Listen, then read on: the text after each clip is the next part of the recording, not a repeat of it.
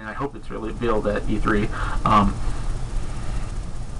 And we don't know when the next Fire Emblem 3DS and when Project Cafe comes out, when Fire Emblem for that's going to come out, so you know, that can continue. The thing about this, though, Nintendo, with majority of franchises, don't even milk at all, because guess what? They only bring out at least one game a generation.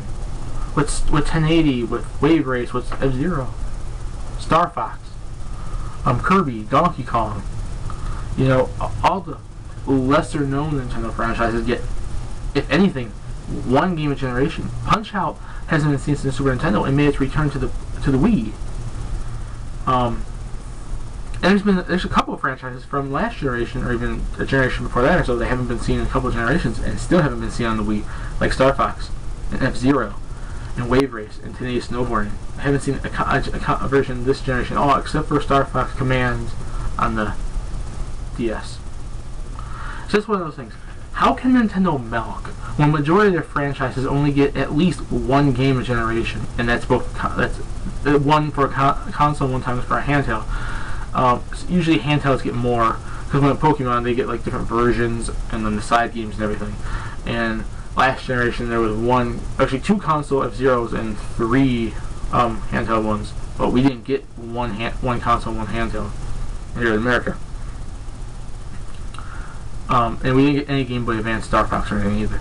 Like, that's one franchise that was there. And then basically when it comes to handheld, we've seen two Advance Wars on the Game Boy Advance and two Advance Wars on the DS. And we still haven't got one on 3DS yet, but that will be sooner or later down the line. And Golden Sun is only a handheld series, and it started back out in 2001, and it's only had 3 games since then. 3 in like a 9-year time span. 3. Elite Beat Agents had 1 game, and then in Japan, the Oiden, I forgot what it is, their group there, had 2 on the DS. And then other franchises they brought up. Animal Crossing only gets like 1 game a generation. There's 1 DS one, 1 Wii one, there's a 3DS one coming out, and there's 1 GameCube. How could they milk when majority of their franchises get at least even 1 game a generation, and if they get lucky they get more than that? And the ones that do get more than that are the mainstream ones like Mario, Zelda, Metroid, and Pokemon. The main ones. More so Pokemon, Mario, and Zelda. Because that's like their top selling franchises. It's just like this, and like, let's just say, let's just say, okay, the other systems. Assassin's Creed came out like in 2006, 2007, the first one, and since then it's like about a 4 or 5 year time span. We're going on the 4th game now, console-wise, and about 2 handheld ones, the DS and the PSP. So about 6 games if in a 5 year time span. That's quite a bit. Call of Duty comes out every year, like I said. Guitar Hero used to come out every year, now it's gone. All the sports games come out, like SmackDown and Madden and everything. You know, stuff like that. But basically within, like, since this generation started, we've seen 3 within, like, and it started in 2006, so it's like 5 years, 3 Uncharted's, and at the end of the PS2 to now in the PS3, we've seen 3 God of Wars, as well as 2, I think 2, maybe 1 handheld PSP games. I'm not totally sure. But yet, Nintendo's milking when the last time we've seen a console Zelda game was in 2006, and now it's 2011, they're finally bringing out another one. That's 5 years, and that's milking. Really? Really? I congratulate you guys. You make a whole lot of sense. But seriously though, how's that milking? And and last time we seen F-Zero, like, on consoles was 2003, Wave Race was like 2002, or 2001 I think, I'm not really sure. We only had 1 Punch-Out this generation, which was 2009, and we haven't seen one for like about 15 years before that point, and we haven't seen one since then, at least not as of yet.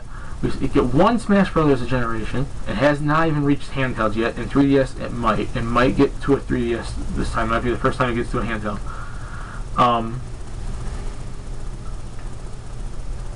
And Pokemon, well, of course, each generation comes out, like, let's say 4 years apart from each other. About 4 years apart, approximately. No side games counted. And Legend of Zelda gets, like I said, a couple games, but every couple of years, but it's usually handheld ones that come out more because the console ones they usually work more on.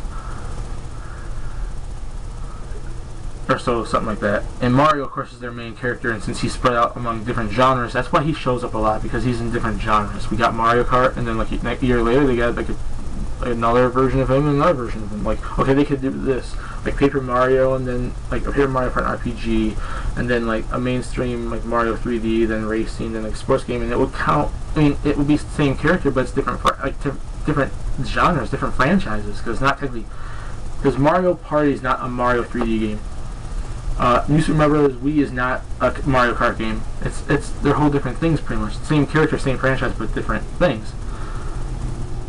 So I'm not saying Nintendo does not milk, because when it comes to something like Mario, stuff like that, they do. But when compared to other companies, it's not as much, and that's all I want to say about that. And about how Nintendo does not change their franchises up a lot. The thing about it is, they can't change the franchises up too much. It's called being in a franchise. It's called having similarities. It's called having some similarities to previous games. But that doesn't mean they can't change stuff up, because Nintendo does change stuff up. The thing is, every company changes something up in their games. It's just certain companies change it more often than others. A lot of third-party companies and a lot of like Sony and Microsoft, like in-house first and second-party type of companies, they do change their games up a lot. I mean, not a whole lot, but sometimes. The thing is, I think Nintendo does change more often than what people give it credit for, and sometimes a lot of their franchises do change it more often than other companies' franchises. Basically, all Call of Duty is, besides like extra weapons, is a different setting and a different story. Oh, this one's set in World War II. Okay, now this one's set in current day war. Now this one's set in the Vietnam or something. You know, it's different settings pretty much, different weapons and different different settings you're in. But it's pretty much the exact same game, run and gun. That's what first-person shooters are. What Call of Duty's pretty much been since it first started. God of War's been like ancient Greek mythology, like with the gods and all that, and that's pretty much what it's been since the start. But that's basically the whole idea of what the franchise is. That's why Mario keeps jumping on Goombas and fights his villain, which is usually Bowser, but sometimes they change it up to Bowser Jr. or like on the RPG one, something different. And Link, like, always fights Ganon or Majora or Vaati, some evil force, and tries to save wherever he's at usually, which is Hyrule. And F-Zero like centers around racing. Star Fox like centers around like space travel and the Star Fox group doing their thing. And you know, game franchises have to keep some consistency. That doesn't mean they can't stay exactly the same. There's a ton of franchises out there that stay the same. The thing is, Nintendo is not one of those companies.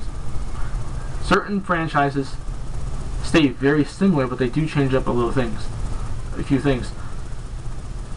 Not so much with certain franchises, but you know, with certain ones. Mario gets changed up because when the RPG games are in totally different settings usually than the Mario 3D and 2D games and stuff like that. Zelda, Legend of Zelda usually, even though Ganondorf's always mainly a major villain, they always have different settings to it. It's something different. But when you change stuff up, it's not always a visual standard. Sometimes it's the gameplay, sometimes it's the settings, sometimes it's music, sometimes it's like visuals or sound or something like that. They change stuff up. Mario's art style on 2D is not always the same, not exactly the same thing as the 3D one. Wind Waker is not like Twilight Princess. F-Zero, the new F-Zeros are not like the Super Nintendo one. You know, stuff like that. You know, they change visual styles, they change storylines sometimes. Certain ones, like Mario, so don't change up a whole lot, at least in the mainstream ones, but they do change up, at least with Mario, you know, gameplay styles. When it comes to the first Mario, way back in the on the original Nintendo, you couldn't do a spin attack. Now you can. It's like it's gameplay changes. You can still jump on Goomba's heads and enemies' heads, but you can do a spin attack now. You can do other stuff. You can get extra powers, extra weapons, extra items, which other companies do too. The thing is, Nintendo does it as well, and they do change their franchises to people, and they don't live off the same franchises over and over again. Nintendo does bring out new franchises over time. Nintendo doesn't milk as much as other companies. They do milk somewhat, but not as much as other companies, and they do change their franchises every now and then. I'm just saying, people. I mean, and it's not like me hating on other companies. I'm not much of a hater at Sony and Microsoft, really. I mean, I had a PlayStation 1, PlayStation 2. I don't have a PS3 or anything, and I don't have a PSP, and I don't have a 360, but I did have the original Xbox. And I want to get one more console, but I want them to go down in price since it's almost the end of this generation. It's just like, I don't think they're... what's going to happen is they're probably going to be my side console when I get one of those, because the Wii was still probably my major one. Because I like Nintendo franchise, I'm looking forward to it. Up until Project Cafe, you know, stuff like that. But I do like other companies' games. I do like the Jak and Daxter series. I do like, you know, Kingdom Hearts, Metal Gear Solid, Resident Evil, Final Fantasy, you know, other companies' franchises. But I also love Nintendo franchises too. I'm more of a Nintendo gamer than anything else. That's why I love Nintendo franchises more often than other companies' franchises. But doesn't mean I don't love those too, because I like those franchises. I'm a big fan of stuff like Kingdom Hearts. It's an awesome series, and I'm looking forward to Dream Drop Distance. I'm just saying though, when it comes down to it,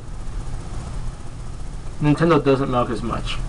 Other companies, like what happened to Guitar Hero and what happens to Madden and what's gonna happen to Uncharted and like Assassin's Creed one day or another, that's milking. Nintendo milks a little bit, but sometimes, but certain franchises they don't milk at all, like Wave Race and F-Zero, they don't milk at all on those.